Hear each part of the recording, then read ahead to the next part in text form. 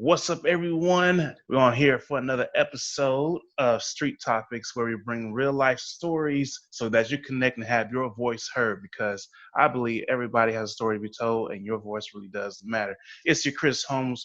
It's your it's your host, Chris Holmes, and today I have my special guest by the name of James Roberts. Awesome. So this time we're going to go ahead and dive deeper into the story so that the people can relate to what you're really all about in your journey. So I'm gonna go ahead and let you start the runway off and just go from there, and then I'll add questions as we go. Absolutely, Chris. So if we go delve right to the very beginning, then I come from a family of long line of family on both sides in the military. But I think what makes me stand out from the regular Olympians or Paralympians is probably my overcoming of the disability in multiple occasions and overcoming adversity numerous times, probably more than I can account for. But if we go right back to the very beginnings of where it probably starts, is probably a mindset that is instilled from my grandmother, because of probably their resiliency of that era of living through World War II, should I say. They probably had a very much a resiliency of, we need to hit the So, ground running. so you said, like, what era are we talking about? We're talking 1940s, Well, I'm trying to see what was going on. I'm trying to World War remember. Two. Oh yeah, definitely yes. And I think, well, if you go back to probably their childhood, the 1930s, the Great Depressions and things like that, they may do with probably a lot less than what we've got nowadays. And I think that's gone filtered down through the generations, and it's given me a sense of what I call sink or swim mentality. Is, well, even if I hit the canvas, there's no point feeling sorry for yourself and staying there and pitying yourself, because the world's not going to give a shit. Ultimately, it'll carry on as it anyway. Is it, even if you were standing on your 2 feet? So I think that thing is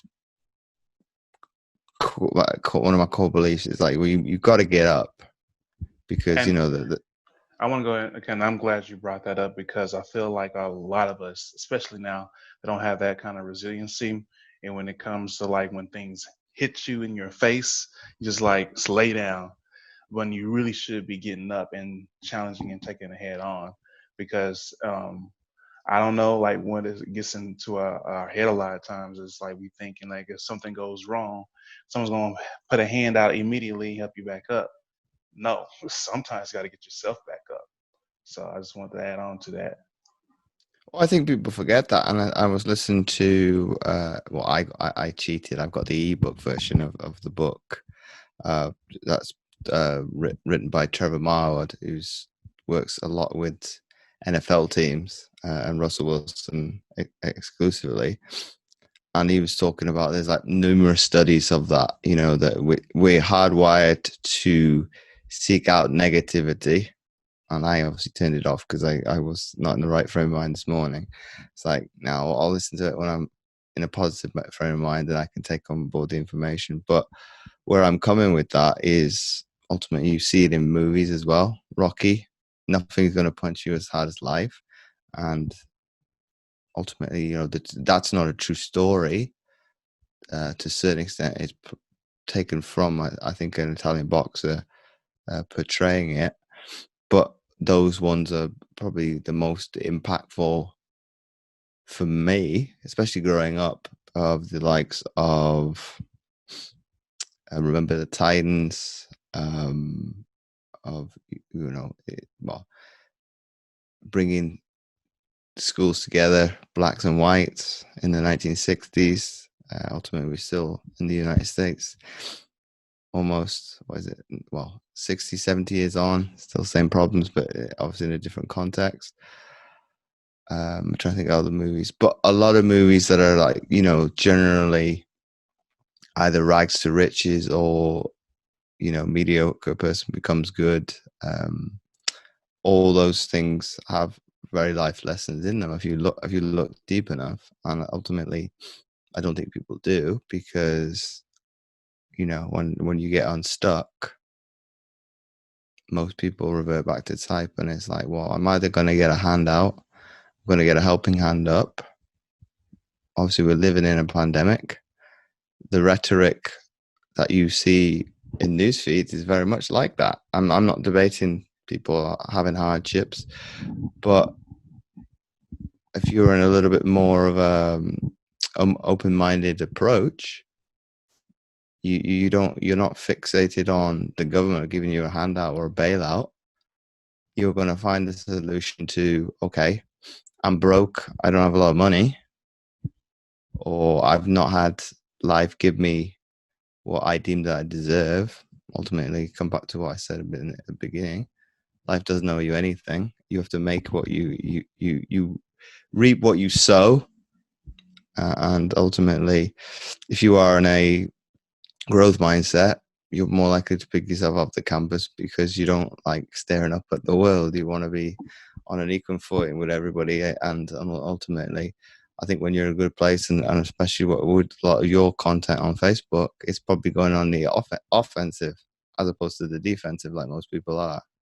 Yep, and I think that's what makes the Rocky movie that much more relatable, because we see the main character, you see the whole story of him going through the personal things in his life. You like get real connected. You feel like that person is you because you relate to your own kind of personal journey, and then you see him get into the big fights. And when that one moment he takes that solid punch and he's down, you're like, what? Because you feel like you're that person.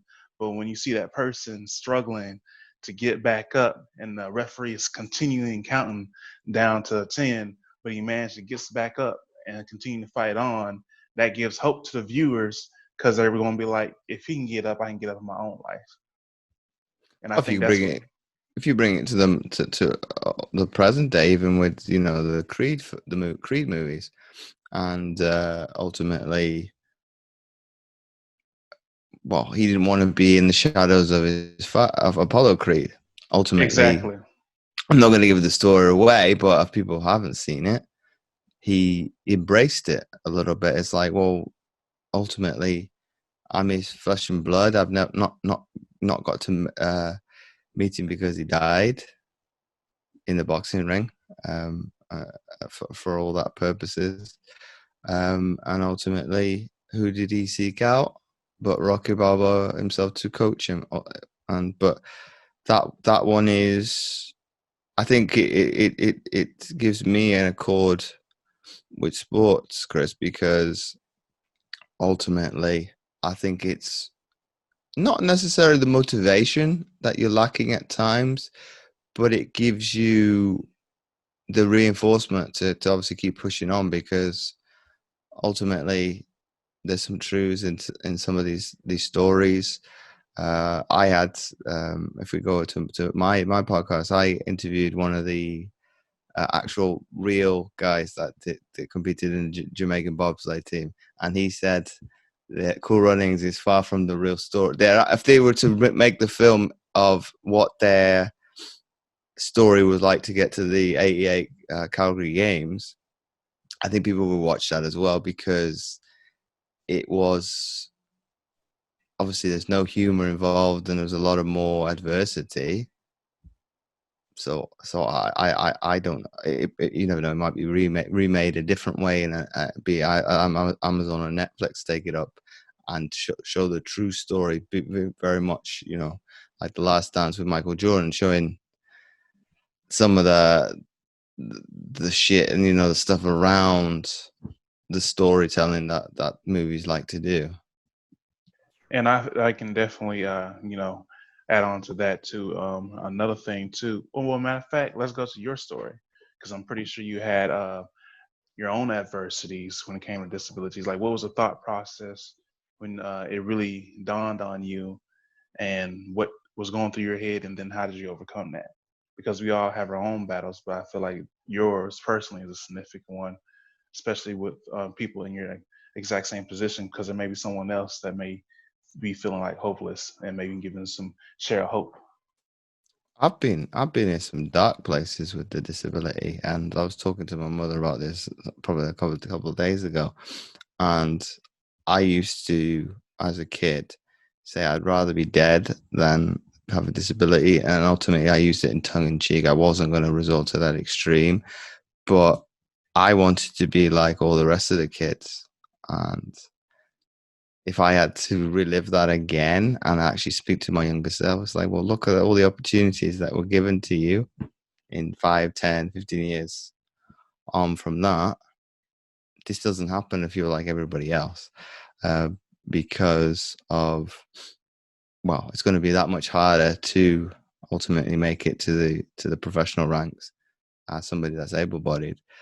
And I think I probably, in all honesty, probably had the blinkers on a little bit. I used an analogy on a Facebook Live this afternoon of, like when a learner driver is learning to drive, they only look just that further from over the hood, and that's about it. They can't multitask and look at, what's coming from any other direction. Whereas an advanced driver can multitask and be able to do, look, I can see what's coming in front of me, left, right, and behind me, and thinks nothing of it. And I think where I'm trying to make this point, Chris, is I was given an enormous amount of a gift to be very talented in sport. And I think now it's given me a massive platform to a greater extent, because somebody said to me like a couple of months ago, "Oh, you had more of an impact as an athlete from an inspirational and motivational point."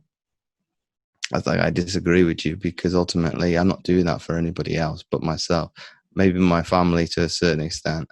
But ultimately, athletes are very egotistical and self-centered individuals. It's very much, And I'm glad you um, brought that up because I feel like a lot of times, I guess what's advertised as doing it for others, there's nothing wrong with this, like others, families, and things like that. But there's times where you got to do it for you, because I'm a strong believer that you can look all good on the outside, but if you tore up in the inside, uh, you want to self-destruct, you want to, you know, burn out your fire. well, I think people forget that, because ultimately it's that inner drive that you talked about there. It's yes, I at times used external motivation, even in my athletic career, which is in hindsight not the best, because it's lackluster and it's few and far between, because it comes and goes, very much like uncertainty of the future, because it's a momentary, very, very much like, if you were to eat a bar of candy or something, like it's going to give you an insulin boost, and you're going to have sugar rush, and then you're going to feel like crap after it. And ultimately, with motivation, it doesn't work that way, but you will feel that down in the dumps, because, oh, why am I lacking motivation? You can apply that to life too, because not everything you can obtain fast is always good for you. Kind of tying in with the candy part. Well, I think people forget that it's very much, I think they want to live in the fast lane, but you can only be in a fast lane for so long before it's ultimately, well, could kill you, because if you're burning the candle at both ends, you're going to burn that candlestick quite quickly. And ultimately that candlestick is you. But I think people lose sight of that, because ultimately we live in an age that, to a certain extent, is entitlement to a certain extent, but we're in a materialistic world where we can get anything at a click of a button. Amazon, Google, you name it, we can get it tomorrow if we order by a certain time today. And I think people are not as willing to put the work in as they once were. I'm not going to generalize and say that's everybody within society, but there's a good proportion of those individuals that ultimately they will deem, I haven't got enough time, I haven't got enough money, I haven't got enough resources. You haven't got your priorities straight. But for me to question you on your priorities, I can't do that, because ultimately what you deem as important to you right now, between you and I, Chris, may differ. Between somebody that's listening, is going to be slightly different. Ultimately, yes, COVID has probably changed the narrative a little bit that people have had put. Obviously, I put that in past tense because I believe that to be still true.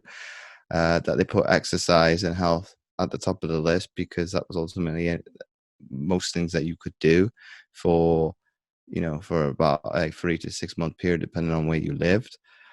Whereas now, I think when we're going back to normality, it's starting to slip down that pecking order again for certain people. Some people have seen the importance of it and have obviously made that part of their lifestyle and have made a shift. And others have kind of said, well, nah, I don't need it. It doesn't serve a purpose now because I'm able to get back to what's comfortable.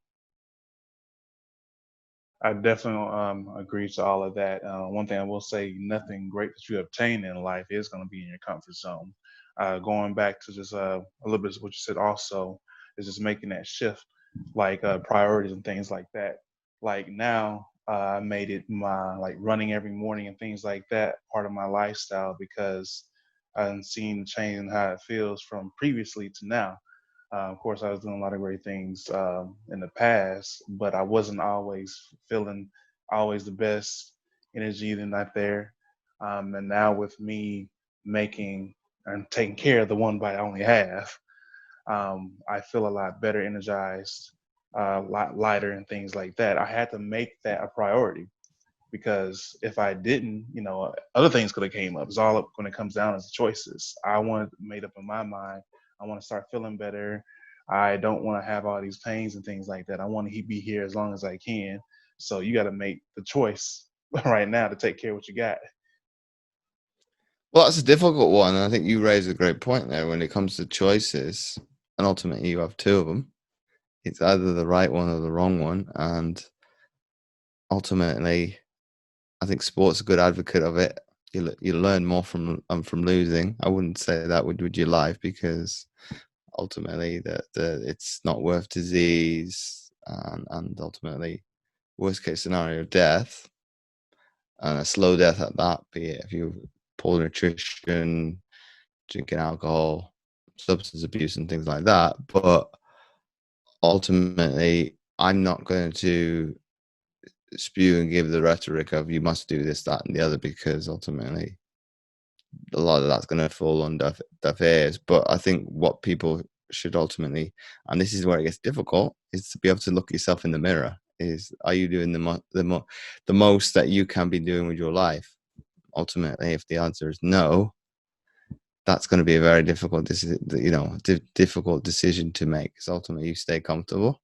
Yes, that's easy, or you obviously step out of that's what books will call zone of genius, the uncomfortable, however you want to call it, optimal state of function. Psychologists will team it to be able to push through some of those barriers, and ultimately they're hard because you've not done them before. I completely agree. And then I want to add on to that is with all that you said, success will also reveal your failures. When you obtain higher amount of success and things like that, like for example, I'm gonna use a sports analogy to kind of make it simple. It's always interesting when you see, like, let's say in America, American football, NFL, you have the Super Bowl team that wins, defeat all his opponents in playoffs and things like that. And the next season, they're struggling. It's because every opponent been watching them all the way to the point where they won, and they're like, okay, you did this, you beat us like that, you did this and this and this. You didn't do this though, you didn't do this though, and this though, and this. Now every person or opponent is now strategizing and making study of your weaknesses. So it goes with the journey of like your life and things like that. I want you to go ahead and speak your voice on this. Is like, where was moments where you had, breaking points and success, and you were like, "Oh, this is great," but it also revealed another faults. Because it's funny how life goes like that. You open one door, oh, here's another problem. Ooh, that's a great question. A great question, Chris. I think for me, it didn't happen in sport. I think it happened after I retired, because, and this is where I was unprepared, and I'm quite happy to open and speak about this. Is I was very naive, and I thought ultimately it will owe me a lot. after my 10 years of riding high in sport. It's like, oh, life's going to be easy in business. People are going to be flocking to want to work with me. That's far from the truth. But I think where life kind of threw a curveball is I was unemployed for 2 years after leaving sport. And at first, I hated it. It's like, this is the embarrassment. I've fallen on, not on hard terms because I won't go that far, but this is far from where my family's never been in this position ever, that we've had to put a hand out. It's the huge shift because you're on the high tide and all of a sudden it's like, whoa, keep going. And ultimately, I think because you've got a disability, they make it too easy. You only have to do the bare minimum. And I'm starting to do this less and less, but if you give me an inch, I'll take a mile, and I will take advantage. If you're going to give me an easy pass, it's thank you very much. I'm going to put my hands behind my head. I'm going to relax, and I'm going to put my feet up. And if you say I only have to do a bare minimum, that's exactly what I'm going to do. And I think looking back on that and talking about that openly, it doesn't make me sick to my stomach, but I'm very annoyed with that individual, because you weren't like that as a young kid. You weren't like that as a young adult, and you were sure not like that as an athlete. You did not. I had this mannerism about me that I looked like, obviously, like laissez-faire. I could care less, but I think when obviously coaches saw me put in the graft and ultimately bust my ass to do it day in, day out. Yes, I may look it like it's easy, but ultimately I'm suffering like everybody else. And I think when I got to that stage of unemployment, I think towards the end of that 2-year period, I was like, nah, I'm fed up of hearing no's. Let's do something really risky, and let's go into self-employment. And I obviously tell people I was very, very, I won't even say shrewd, very, very, some of the decisions I made were very stupid, because I just went on the internet to find a training academy for my personal training certificate. I was lucky because I got one of the better ones, and I've heard horror stories with people thinking, okay, that's lucky, James. Then we had to do a few business days before we started in the gym, and I went to go see an actual business advisor beforehand, because I wanted to be a little bit more prepared. And what they were telling personal trainers, you can work this amount of hours and earn this amount of money. You're talking out your ass. That's not possible for you. Obviously, you've been established, you can do that, but somebody new into the industry can't dictate, I'm only going to work these certain hours, this is how much I'm going to charge, because people won't accept that. It's like you've got no credibility. You've got ultimately no testimonials, and you've got nobody behind you to say, what ultimately, like lifelong results. You've got nothing. I ultimately probably lucky I've got the sport to back it up, because I had, and I give you a story as well to go with this. I actually had one of my clients, I still have him on Facebook to this day. He actually Googled me to make a decision between me and another trainer. And that's my decade in sport is what won him over for me. And I joke around with him a little bit. And then when people bring it up, be it, either don't believe me, I have to be genuine or something like that. It's like, just go. If you don't believe me that I've done this, that, or the other, you can, if I don't have to have an argument with you. You can go and Google. I can't run away from my past. It's all there. And if I was to probably go look even right now, today or tomorrow, probably something new I'd find that I never knew existed from a media perspective. So I can't hide away from my past. It's there. Ultimately, it's surface level, because it's what people want to well, they wanted to hear back then of the athlete. You want to be seen and not heard. Whereas I think now, with this day and age of reality television, everybody wants to know everything about you.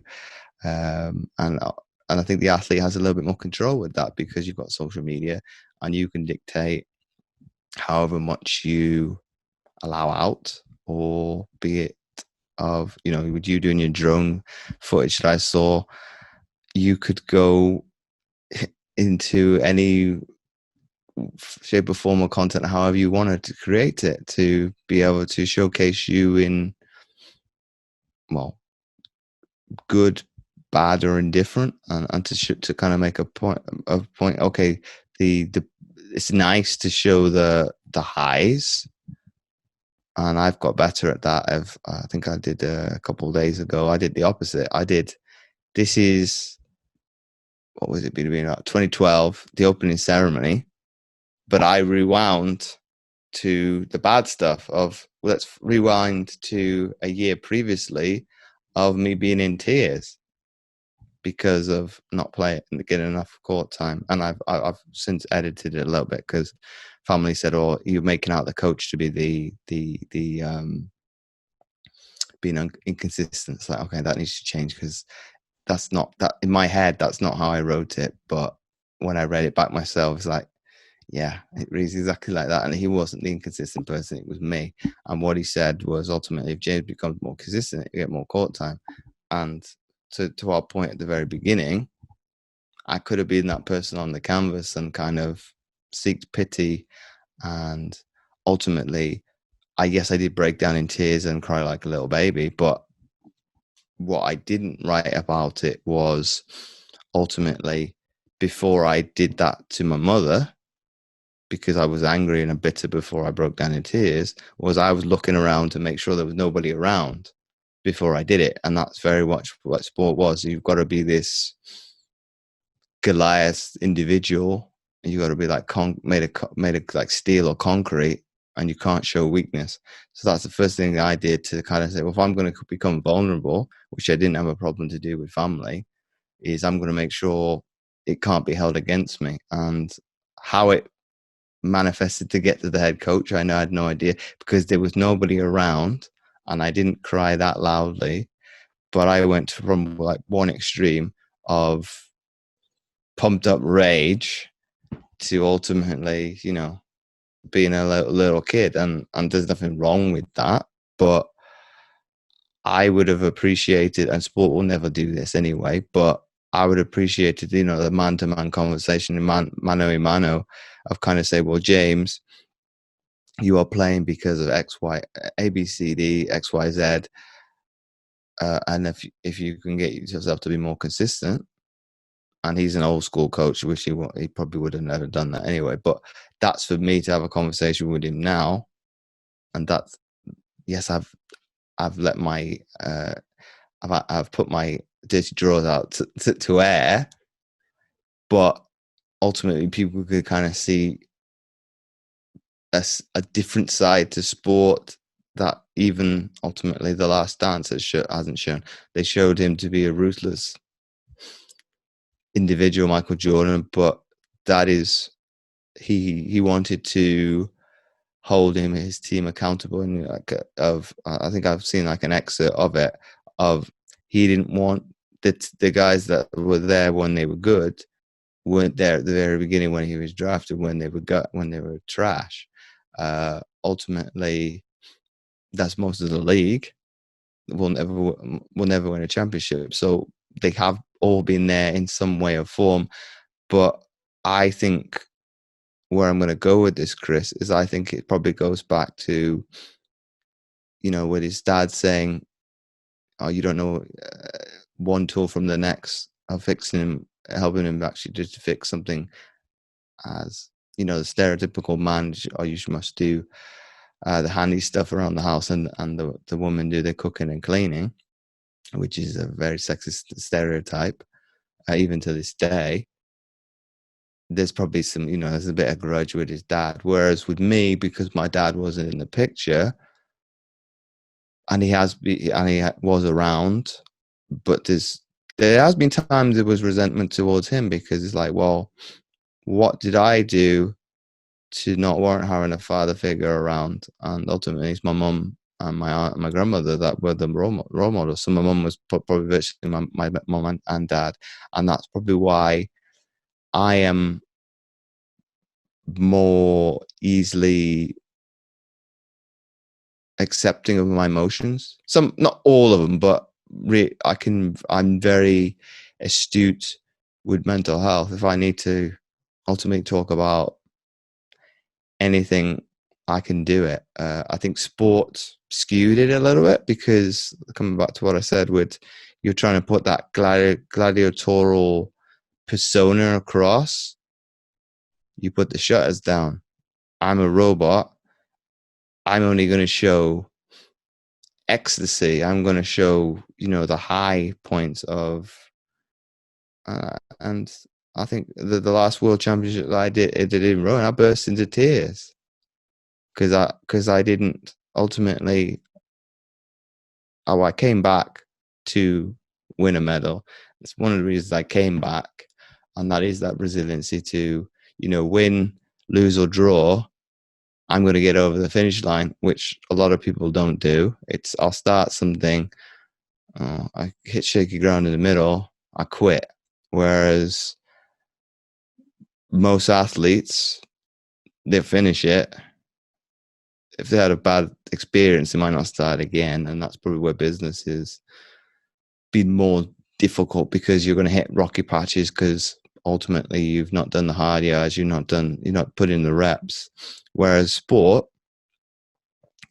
I know why I'm confident in that arena, because I've been doing it since I was 5-6 years old. It doesn't matter what sport, and ultimately why you started in that thing in the first place is because you enjoyed it. Whereas business is more similar to school, and most people don't like school. I didn't have problems with school. I didn't like all aspects of it, but it's very Challenging. no, not I won't go challenge. I would say very Edwardian, and what I mean by this, and obviously using a period of time in British history, it's about factories. It's creating robots. It's making people be very English, math focused. And I was talking to one of my old teachers, because I went to an American school because of living on a base. He was saying west of the Mississippi, there's no importance on science, whereas if you go east of it, there's more things pushed towards people being more inclined to do STEM subjects. You're And I thinking can that's a little bit short-sighted, because look at where we're in society. We're very technologically focused, so definitely not. STEM should be an importance. Yep. So there's a lot of different changes. I just want to kind of also remind people that like there's very much importance, because I know especially with social media and things like that going on, people want to do like entrepreneurial, all these great things and so much further, and expect it to be easy, when it's really you have to really make the choice and start making the changes and doing things that are outside your comfort zone. Especially when you talked on The Last Dance, when Michael Jordan had the mentality of winning championships. You have a lot of players that come into the league, they get a big check and they're like living life and they're feeling all good. Of course, Jordan was doing the same thing, but he won a championship. Is you got to have a different mentality from the rest. That's going to set you apart, and that's what it also applies to life. You have to have something click in your head to do something very different from the others, because you can get comfortable and do like everybody else. It's like when you have a discussion with yourself and you were like, I know, because like you were like using your own dialect, like I wasn't like that during this period, this period, and this period. What happened?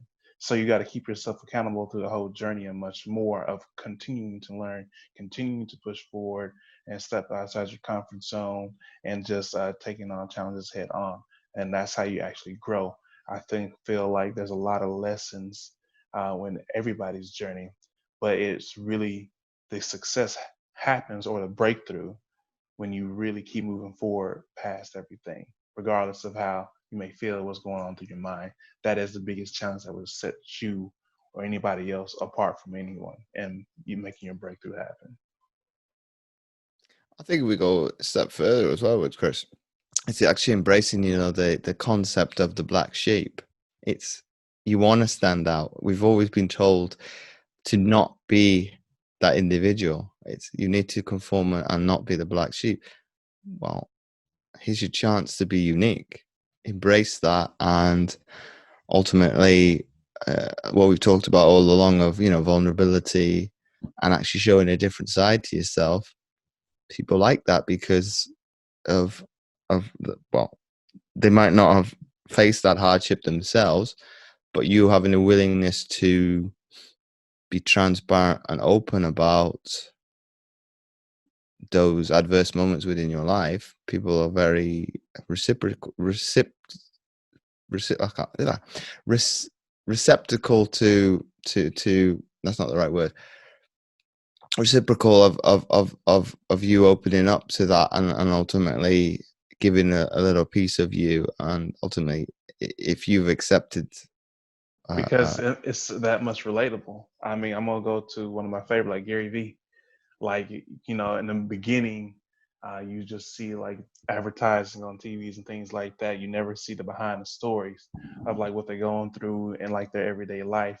And now you're seeing like the ins and outs, him waking up, the meetings, him going out traveling, talking to people and things like that, which also made the audience go like, oh, if I see him on the street, I can actually talk to him. Oh, if I say something, he's gonna give me a great response. Like, it just opens up that connection, and vulnerable, making other people feel comfortable around you, because there was a period in time where being an entrepreneur or business wasn't so very popular. They, of course, are still making money, but you wouldn't just run up and be like, "Oh my goodness, this business person's on New York Times," because you didn't really see the story behind it. You couldn't relate to that. And now you've seen a huge shift, especially now with social media and the way that the internet is going, where you can see all their adversities and things that they overcome in their own personal stories and their voices and things like that, which makes them that much of an impact to other people's lives.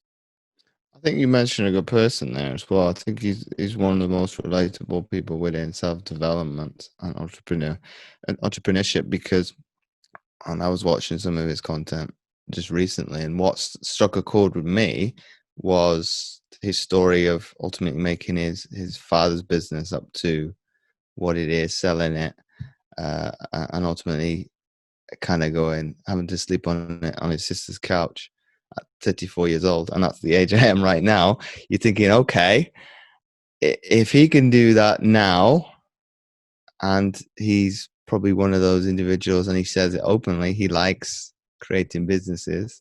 That's quite creating multiple ones. My hat goes off to him. One of them is bad enough, and you probably can agree with that. It brings its own joys and its hardships, its excitements, its lows, you name it, every emotion under the sun.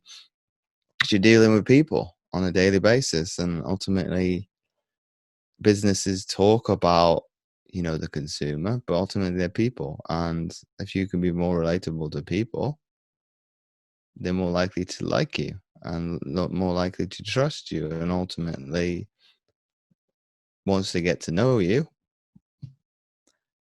it's the three things of business: like, know, and trust. And be it you treat them like an extended part of the family, it's very much in sync, and you tell,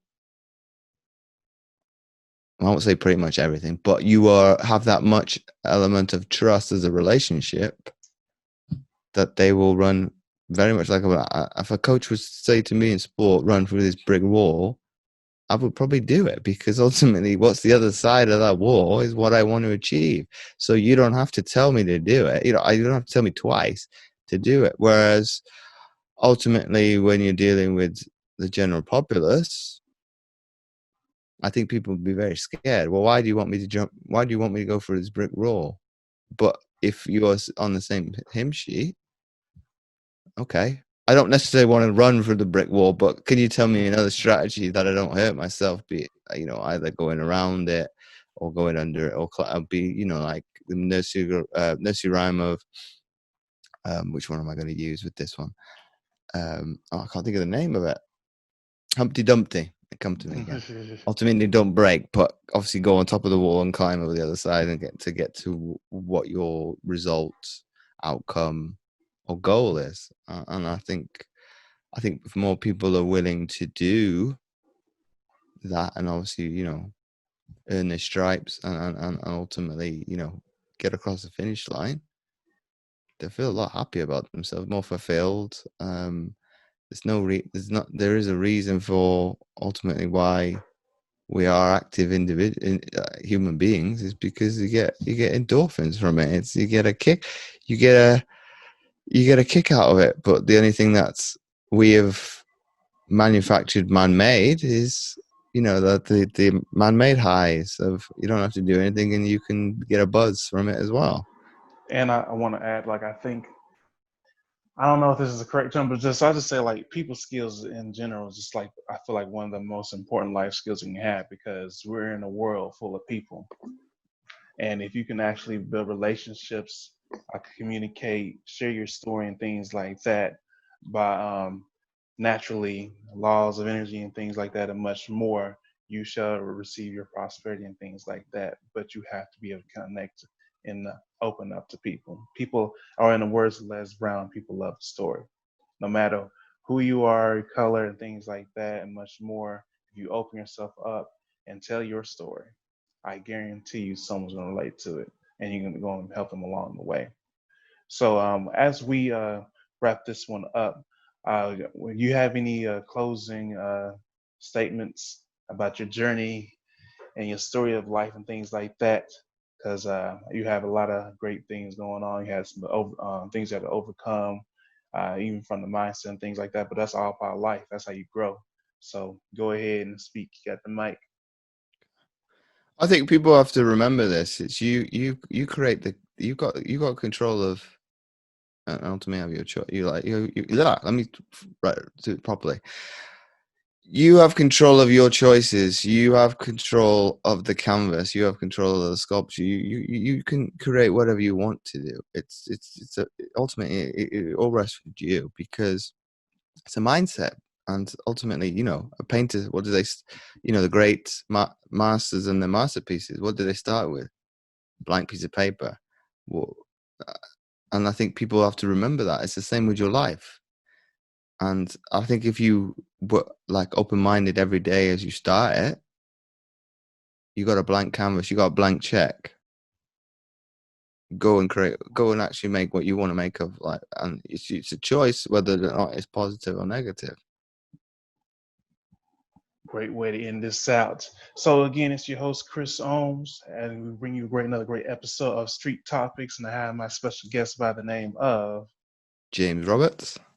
Make sure you subscribe, share, and keep things going, because every voice matter. And I'm gonna end it off. It's time for you to write your story, not somebody else. The choices and everything else is up to you. Time to take back control. Peace.